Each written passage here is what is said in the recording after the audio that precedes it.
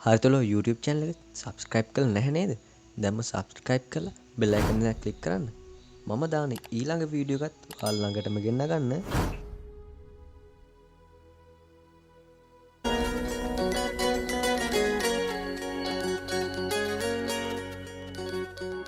Haritha Lowa සමග එකතු වෙන ඔබට ආයුබෝ වෙන්න කියලා මම ප්‍රාර්ථනා කරනවා. ඉතින් මම අද කතා කරන්නේ කඩෙන් ගෙනාව සේර අලයක මුල් අද්දවා ගන්නේ කොහොමද කියලා. ඉක්මනින්ම මුල් අද්දවා ගන්න ක්‍රමයක් ගැන තමයි අද මම කතා කරන්නේ. මේ ඔබට දැනගන්න පුළුවන් වෙන්නේ කඩෙන් ගෙනාපු සේර අලයක්. ඉතින් මේ සේර අලයේ ඉක්මනින් මුල් අද්දවා ගන්න කොහොමද කියලා තමයි අද මම කතා කරන්නේ. මේ සඳහා අපිට අවශ්‍ය වන්නේ කපු පුළුන්, ඒ වගේම නූල් කැල්ල, මේකට අපිට රබර් බෑන්ඩ් එකක් භාවිත කරන්න පුළුවන්. ඒ වගේම දෙපැත්තේ පෙන්න රෙද්දක්. ඒ වගේම අපිට අවශ්‍ය වෙනවා ජලය ස්වල්පයක්.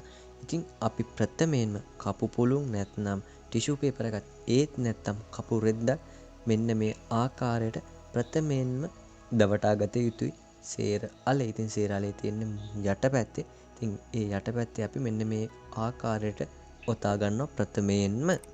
ඉතින් ඊට පස්සේ අපි මේ ජලයේ ඔබා ගත යුතුයි. සාමාන්‍යයෙන් පෙඟෙන ප්‍රමාණයට ඔබා ගත්තාම ප්‍රමාණවත් වෙනවා. ඉතින් මේ තිරේ දිස්වන ආකාරයට අපි ජලයේ පොඟවා ගන්නවා. ඊට පස්සේ අපි අර සුදු පාට දෙපැත්තේ පෙන්න ඉටි රෙද්දේ ඔතා ගන්නවා.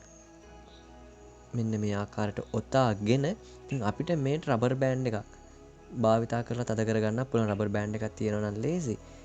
ඉතින් රබර් බෑන්ඩ් එකක් නැත්නම් අපිට නූල් කෑල්ලකින් මෙන්න මේ ආකාරයට ගැට ගහ ගන්න පුළුවන්.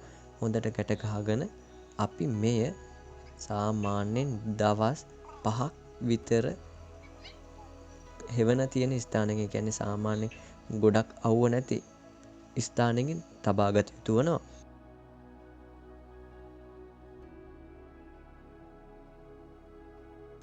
සෙවණ තියෙන හුලං වදින ස්ථානයක දවස් 5ක් පමණ තිබ්බට පස්සේ අපිට මේ තිරය දිස්සෙන ආකාරයට සේර අලේ මුල් ඇවිල්ලා තියෙනවා දැක ගන්න පුළුවන්. ඉතින් දවස් 5ක් 6ක් පමණ ගියාට පස්සේ අපිට රබර් බෑන්ඩ් එක හෝ නූල ගලවලා මෙහි මුල් ඇවිල්ලාද නැද්ද තියෙන්නේ කියලා බලා ගන්න පුළුවන්. අනිවාර්යයෙන්ම දවස් 5ක් 6ක් ගියාට පස්සේ මෙහි මුල් ඇවිල්ලා තියෙනවාමයි.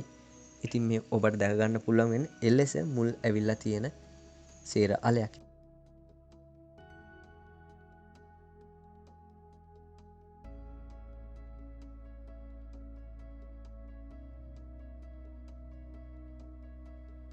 ඉතින් ඊට පස්සේ අපිට සාමාන්‍යයෙන් කාබනික පොහොර සහ සාමාන්‍ය පස් එකට එක අනුපාතය යටතේ භාවිතා කරලා පොඩි බඳුනක මෙම සේර අලේ සිටවා ගන්න පුළුවන්. ඉතින් සාමාන්‍යයෙන් සේර පැල කරන ආකාරය ගැන මම මීට පෙර වීඩියෝ එකක සඳහන් කරා.